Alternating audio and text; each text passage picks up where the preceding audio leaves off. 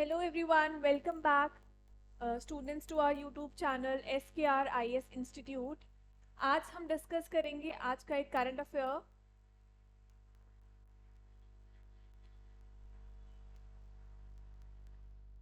Recently what has happened, union home minister announced कि port Blair का नाम change करके जो पोर्ट ब्लेयर जो कि कैपिटल है अंडमान एंड निकोबार आइलैंड्स की, उसका नाम चेंज करके उसको कर दिया जाएगा श्री विजयपुरम।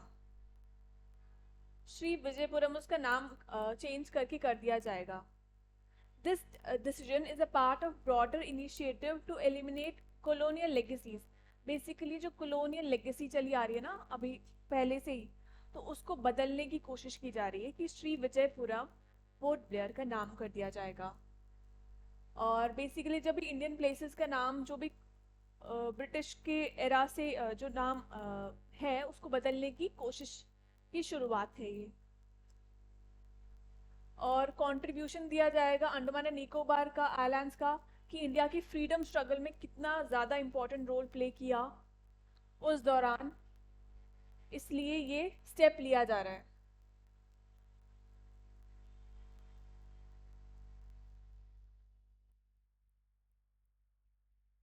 अगर हम ये देखें कि रैशनल क्या है कि किस कारण से इसका नाम बदला जाने की कोशिश की जा रही, क्यों बदला जा रहा है नाम, तो सबसे पहले उसमें है जैसे कि मैंने अभी डिस्कस किया कॉलोनियल लेगेसी कि ब्रिटिशर्स के एरा से ये नाम था, तो उसको बदलने की अब कोशिश की जाएगी कि कब से नाम चला आ रहा था। तो इसलिए पोर्ट ब्लेयर जो नाम है it carried a colonial connotation, ठीक है। और British officer naval officer Archibald Blair उनके नाम पर इसका नाम पोर्ट ब्लेयर पड़ा था। ब्रिटिश के नेवल ऑफिसर आर्कीबाल्ड ब्लेयर उनके नाम पर इसका नाम पोर्ट ब्लेयर रखा गया था। And Archibald Blair he played a significant role in the British colonial expansion. उनका ब्रिटिश कॉलोनियल एक्सपेंशन में बहुत ही सिग्निफिकेंट रोल था इस रीजन में, तो इसलिए इसका नाम उनके नाम पर कर दिया गया था। The new name Shri Vijayapuram, जो नया नाम है श्री विजयपुरम जो रखने की बात की जा रही है, is intended to symbolize, basically it symbolizes victory achieved in the Indian freedom struggle. Shri Vijayapuram basically ये सिंबलाइज कर रहा है विक्ट्री को जो कि फ्रीडम स्ट्रगल के दौरान अचीव की गई थी, to reflect the island's historical significance, जिससे कि आइलैंड का जो हिस्टोरिकल सिग्निफिकेंस है उसको रिफ्लेक्ट किया जा सके। आगे चलते हैं हम। दूसरा है हिस्टोरिकल सिग्निफिकेंस। इस रीजन का एक हिस्टोरिकल सिग्निफिकेंस भी है, अब वो देखते कैसे। उसके कारण भी इसका नाम बदलने का लॉजिक दिया गया है।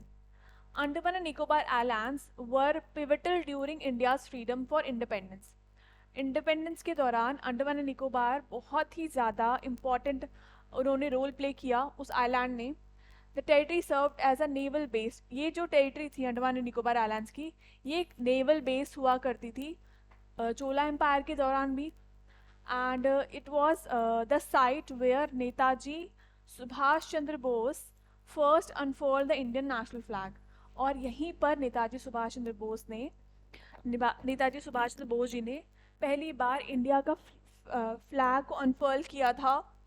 द इनफेमस सेलुलर जेल है वहाँ पर पोर्ट ब्लेयर में, जो बहुत ही इनफेमस है, बहुत ही बुरी तरीके से जानी जाती है, उसे याद किया जाता है, जहाँ पर बहुत सारे freedom fighters including Veer Savarkar ji, इन सबको वहाँ पे बंद किया गया था। They were इम्प्रेजेंट।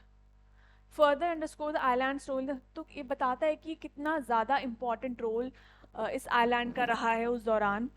तो ये एक बेसिकली सेकंड इम्पॉर्टेंट रीज़न है, हिस्टोरिकल सिग्निफिकेंस के कारण इसका नाम बदलने की बात की गई।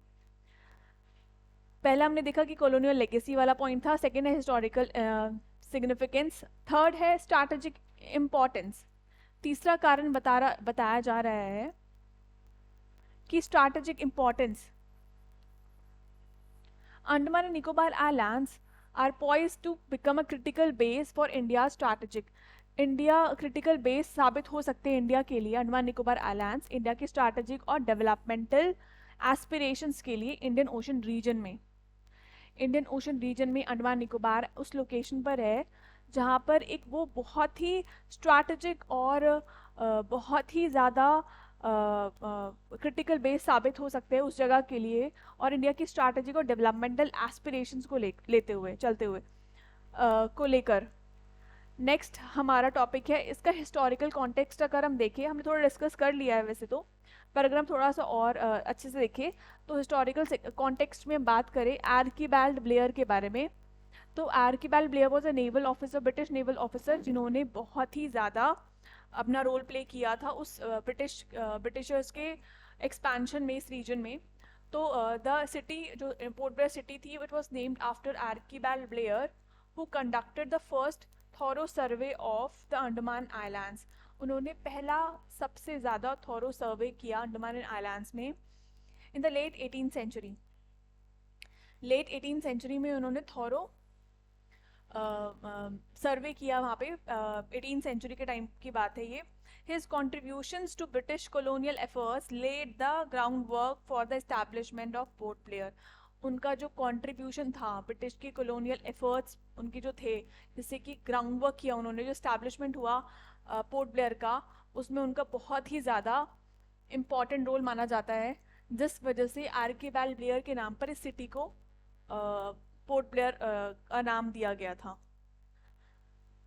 और ये उनके एफर्ट के इतने ज़्यादा एफर्ट उन्होंने किए जिसकी वजह से पोर्ट ब्लेयर का जो एस्टैब्लिशमेंट हुआ as a significant administrative and military hub के तौर पर पोर्ट ब्लेयर का एस्टैब्लिशमेंट किया गया। अगर हम आगे चलते हैं तो अगर हम हिस्टोरिकल सिग्निफिकेंस देख रहे हैं तो उसमें हमारा नेक्स्ट पॉइंट है Chola empire and Shri Vijay. Chola empire हमने अभी जिक्र किया था कि चोला एम्पायर के दौरान भी पोर्ट ब्लेयर बहुत ही इंपॉर्टेंट नेवल बेस था। तो उससे हम पता चलता है कि हिस्टोरिकल रिकॉर्ड्स जो है they suggest that the Andaman islands were used as a strategic base. जो अंडमान आइलैंड्स थे दे वर उनको यूज़ किया जाता था स्ट्रैटेजिक बेस के दौरान, बेस की तरह by the Chola empire in 11th century. 11th century में जो चोला एम्पायर थे वो पोर्ट ब्लेयर को एक स्ट्रैटेजिक बेस की तरह यूज़ कर रहे थे फॉर नेवल एक्सपीडिशन, जितनी भी नेवल एक्सपीडिशंस थी उनके लिए, अगेंस्ट श्री विजय के against. Located in present day Indonesia, Shri Vijay जो कि इन प्रेजेंट डे इंडोनेशिया में है, उसके अगेंस्ट वो इसको चोला एम्पायर के दौरान पोर्ट ब्लेयर को एक स्ट्रैटेजिक बेस की तरह यूज़ किया जा रहा था। अगर आगे चले तो हाँ, दिस हिस्टोरिकल कनेक्शन, ये जो चोला एम्पायर वाला कनेक्शन है ना, इस वजह से भी this historical connection is a part of rational for the new name. ये भी एक न्यू नेम का रैशनल, अगर कारण देखें कि न्यू नेम क्यों करना चाह रहे हैं हमारी गवर्नमेंट, तो उसका कारण ये भी उनमें से एक है कि कैसे उसको यूज़ किया जाता था हमारे चोला एम्पायर के दौरान। द रीनेमिंग अगर हम देखें, कंक्लूड करें तो हमें ये समझते हैं कि renaming of Port Blair to Shri Vijayapuram, जो पोर्ट ब्लेयर का नाम श्री विजयपुरम करने की जो बात है to Shri Vijayapuram, reflects a significant ideological shift, एक significant ideological shift towards recognising India's historical narratives, कि कैसे हम रिकॉग्नाइज करेंगे, ऐसे हम कि इंडिया की जो हिस्टोरिकल नैरेटिव्स है उसको हम रिकॉग्नाइज कर पाएंगे और कंट्रीब्यूशन को जान पाएंगे जो कि फ्रीडम के स्ट्रगल के दौरान का, उसको हम रिकॉग्नाइज कर पाएंगे। As the country continues to grapple with its colonial past, such changes are seen as a step towards a more independent identity। ऐसा step जो लिया जा रहा है, it has been seen as an independent identity. The decision underscores the importance of historical awareness in shaping modern India's identity and aspirations। हमारी modern India की जो identity and aspirations है उसको ये शेप करने का एक बहुत ही बेहतरीन काम करेगी।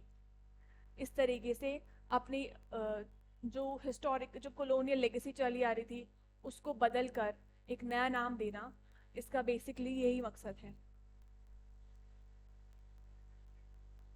ओके, हम अपना टॉपिक को यहीं पे ख़त्म करते हैं।